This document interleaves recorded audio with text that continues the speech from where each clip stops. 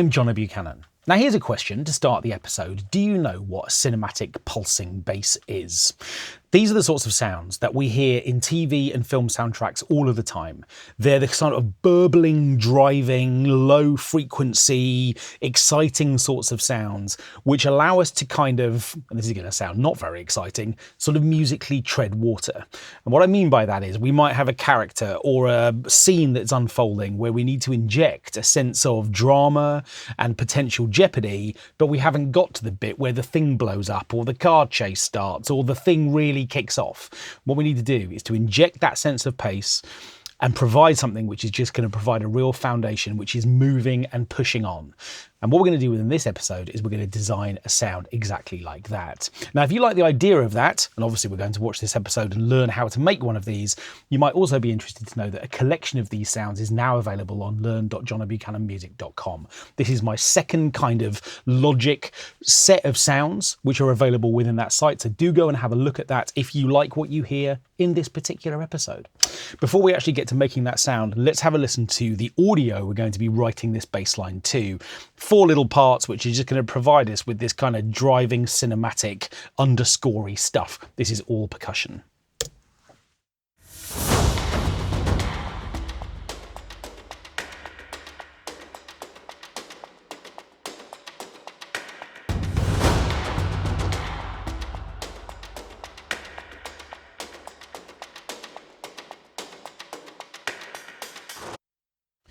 Okay, and a little roll on the end, tantalizingly to a cliff edge. Okay, so what I want to do is to add some low end to this, which is going to provide some tracking of the movement in the upper percussion in particular, but provide us with a bit of a foundation to that. All of the stuff that's currently providing drive is coming from high frequency content. These little ticks and clicks are really popular within certain types of television soundtrack in particular, and what we're going to do is to add a kind of equivalent bass end to that. Now for this, what I'm actually going to do is to use Retro Synth. Going to fire up a new software instrument. Retro Synth is it is listed here, available, I should say here. And what I'm going to do is not open the library, I don't think, but instead just create a new track for Retro Synth. What I am going to do is to start with a kind of preset. I'm going to come down into the available sounds here and we're going to come to a synth bass sound. And I am going to choose something which I like the name of. Square bass lines are always good. Classic analog bass lines are always good too. What else have we got down here? Okay, punchy electro. That sounds like it might be good too. Let's just see what that sounds like. I think this is going to do it for us. So what we've got here is a really basic synth sound. It's largely made of, in fact, it's entirely made of oscillator 1. So what we've got here is this sort of sawtooth shape that is being used as the foundation for this sound. You can hear that the amp envelope is providing us with this immediate attack. We've got no sustain. We've got a decay time of about half a second. And I think if I let go of it quickly, we'd get this little bit of release time as well, which is just set at 88 milliseconds. So this really punchy sound. I wonder why they call it punchy electro.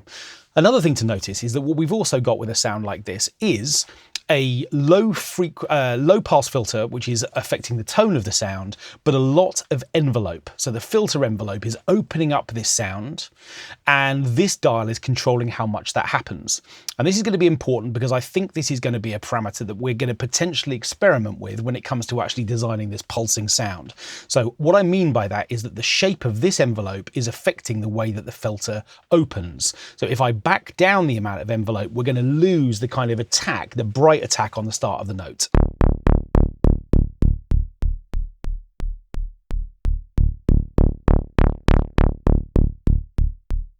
And I think that's going to be important. Now, what we're actually hearing when we close the filter right down is we've actually got a kind of unfortunate little tick on the front of this sound, which I don't like. And the filter envelope isn't really going to help me deal with that.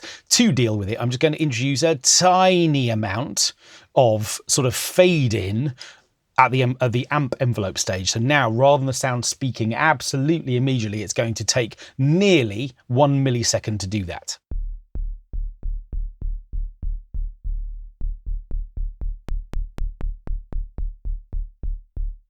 And that's getting rid of that tick for us. Okay, so we're in good shape. Now then, of course, if I wanted a pulsing bass line, I could, of course, just program one. I could literally hit record and just play in the notes that I want to use. That's one way we could do it. But what I actually want to do is to use the kind of approach that kind of third-party libraries often provide when it comes to making sounds like this, which is that often they'll use an arpeggiator to actually develop and create a pattern for us so that we can just hold one note down and that pattern will play out. And that's exactly what we're going to do next. What I'm going to do is to leave this open, but I'll make it a little bit smaller if I can, which I can, of course. In fact, look, tiny little version of Retro Synth, baby Retro Synth. And then what we're going to do is to come over here and we're going to fire up the Arpeggiator instead. Now, of course, the way that the Arpeggiator tends to work is that we choose a mode here. And what happens is we then just hold down a note and it creates a pattern of notes for us.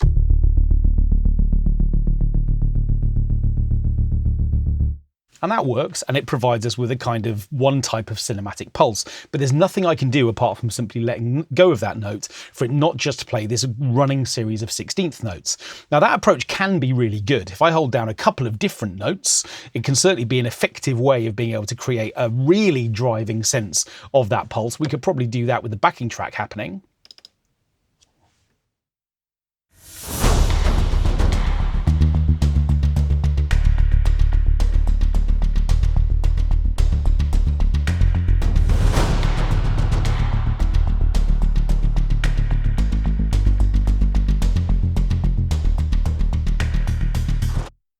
And it's fine, and it works, but we haven't really got anything other than this running series of 16th notes. To get past that, what I'm actually going to do is to come out of live mode, not to choose a different mode from the live alternatives, which simply mean as I play notes down, they'll either just track downwards or upwards if I hold down a whole series of notes. Instead, what we're going to do is we're going to go into grid mode. And what this allows me to do is to draw a pattern. And in fact, we have seen this on the channel already, but if you haven't seen that particular episode, I'm going to remind you of it here. So what I've got is a series of individual steps, and all of these individual lumps, the height of them, represents a velocity step. So in other words, this is full velocity and this is minimum velocity. And if what I want to do is to simply just create a pattern, what I can do is to click wherever I want a note. So what I've got a chance to do here is to think a little bit about the kind of pattern that I might want. Now these are 16th note steps, which means that the downbeats of the bar are going to be on 1, 5, 9 and 13 before I'm then into the next bar. So what I'm thinking about doing here is just creating a little bit of a sort of shape that maybe misses out the 4th beat of the bar. Obviously anything I don't like I can change, but I'm wondering about a little bit of upward movement here. Now of course we know that velocity usually just affects the volume of sounds. So in other words, the louder the velocity is, or the higher the velocity is, usually that translates to the volume of an individual note. So what I've now got, hopefully, is a little pattern that's going to be playing and that the velocity is going to be controlling the volume of each individual step. And to see whether or not that's actually working, what I'm going to do is to simply press play, hold down my note, and we'll hear the pattern that I've recorded and hopefully those velocity steps too.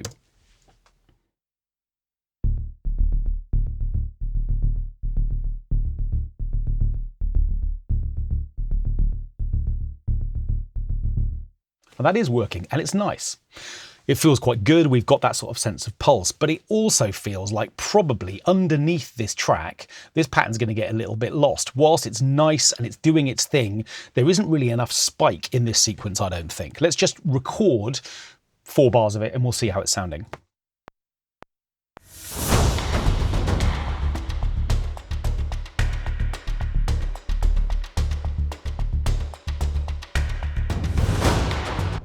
Okay, that's good. What I'm going to do is just quantize it so it absolutely starts on the downbeat of bar 4. And what we might also do is to just repeat it so it starts again in bar 8 so that we've got it running all the way through the sequence. And you can, I think, probably hear what I mean. Whilst it's sounding pretty good in the bits where we don't have that kind of big low percussion thing, it's also just a little bit too muted. Now, of course, we've already experimented with the idea that one thing I could do would simply be to feed a little bit more of the envelope shape from the filter envelope into the filter. And of course, that's going to give us a little bit more bite, and that should sound like it's cutting through a little bit better.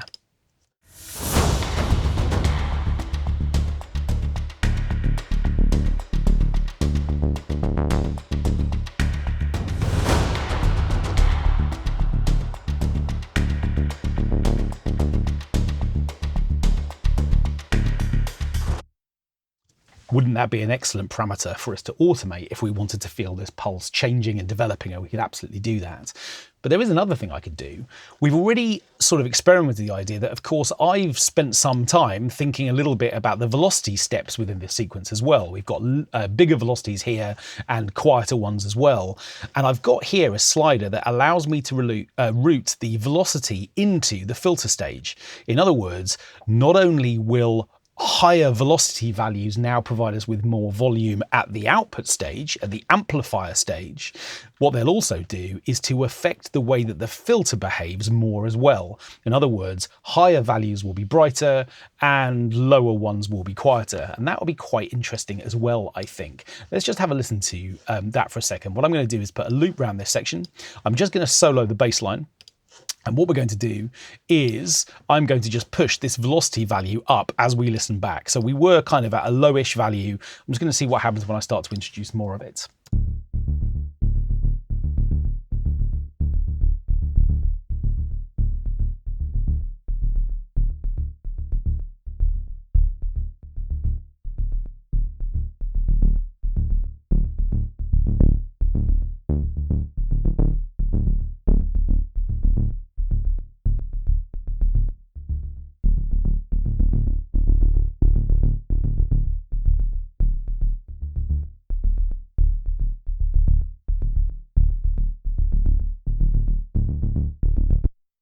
Now that's really interesting. You'd think that as I push that dial up, what we'd get is more brightness, but actually we're getting the opposite. And the reason for that is that at low values, the velocity isn't doing anything to the filter at all, which means that the only thing controlling it is the envelope amount. So it's a static amount. We get a bright moment on the start of the note, and then it drops away.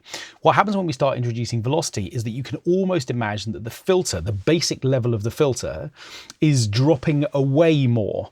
So as we introduce more of it, what we're going to need to do is to raise the cutoff frequency overall. So we've now got 3 dials that are going to be important. The moment I introduce more velocity, it's almost going to feel as though we're losing more of that kind of the emphasis of what the tone shape of each note is, which means I'm going to need to raise the overall cutoff amount. And then of course the envelope is still controlling how each note individually behaves once that the sort of bite of each note is established. Let's experiment with all of those things together. Again, I'll introduce this from 0 and we'll hear more variation. What I'll then do is to raise the cutoff frequency, which is going to bring the overall tone up.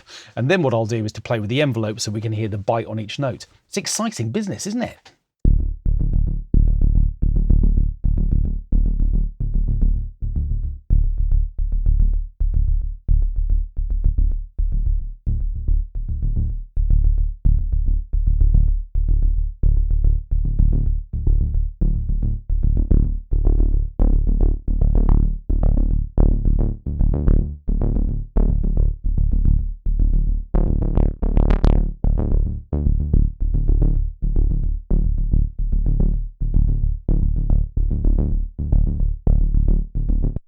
Now, of course, it's up to you to decide exactly how you want these notes to behave. All 3 of those parameters will affect the way that this sequence kind of burbles and plays. For me, when the envelope really opens up, it becomes a bit overbearing, but at the same time, we are listening completely in solo mode at the moment. And as a result of that, it could be that whatever we think sounds best actually changes when we start introducing the other sounds.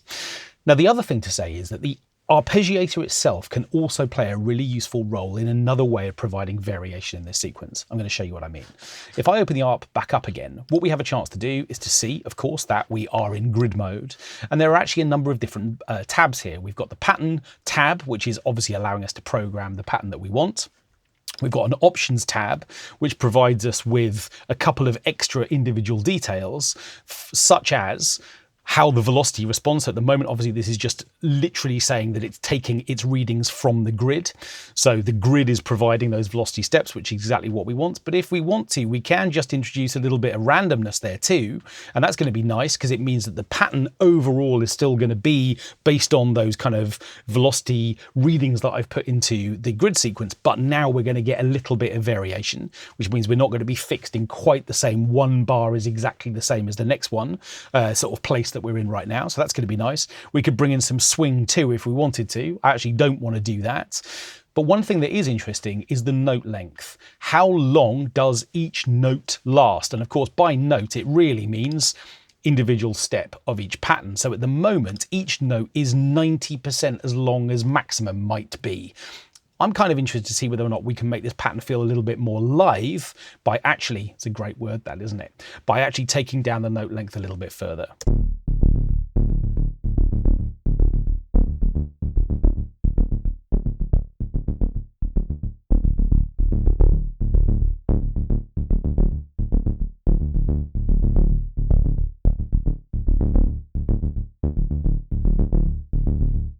So what we've now got is a little bit of variation that's coming from note length. And of course, potentially I could also automate that parameter.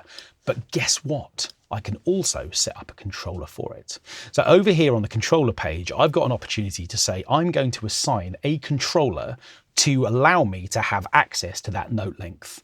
And the way that I'm going to do that is by doing this. I'm going to come and select one of the three empty bays. At the moment, the sustain pedal latches the sequence. In other words, if I hold my sustain pedal down, I can press the note down or put a little brick on the key and go and make a coffee and it will just keep playing. Where would that brick come from? I don't have a brick in the studio. Why did I say the word brick? Who knows? What I'm going to do instead is to come to the next available slot and I'm going to select the mod wheel, which is right here on my controller keyboard. Not actually a wheel, but this little kind of strip that's available to me to manipulate. And what I'm going to do is I'm going to point that at the direction of note length. And what that means is that as I manipulate this little area here, I'm in a position to change the note length from really short notes at the bottom to longer ones here.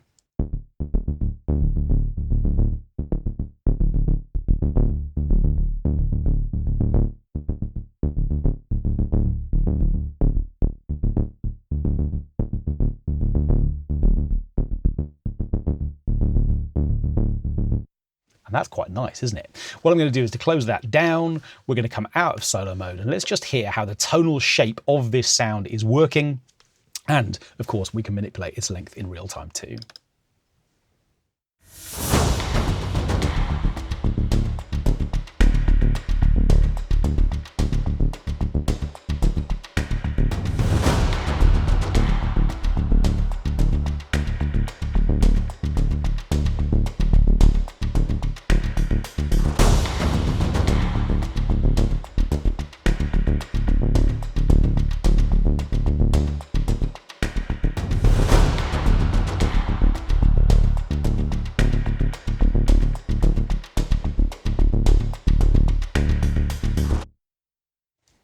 I really like that. Now, of course, we could go much further. I think I probably need to EQ out some of the low frequency content of this sound, which probably is pretty overwhelming.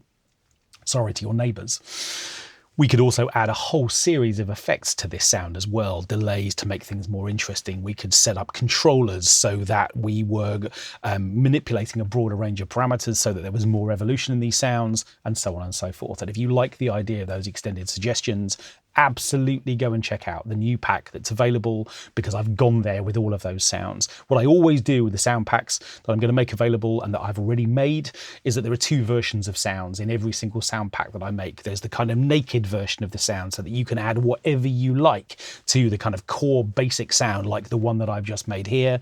And then there are the plus versions, and what they do is to provide a whole series of additional processing around the core sound to take it off into different places, delays, reverb, spatial effects, extra modulation, all kinds of things, just to keep things sounds moving and ticking over and going to some different places. So if you like the idea of sounds like this and the role that they play within the tracks that you write, absolutely go and check out that collection. But now you also know how to make some of those yourself, how powerful the Arpeggiator can be, some of that extended functionality we've just looked at, and synced to any of Logic's synths, the potential for these really interesting, driving, burbling sorts of sounds, if they're central to the music that you make, could be a really interesting addition to your productions.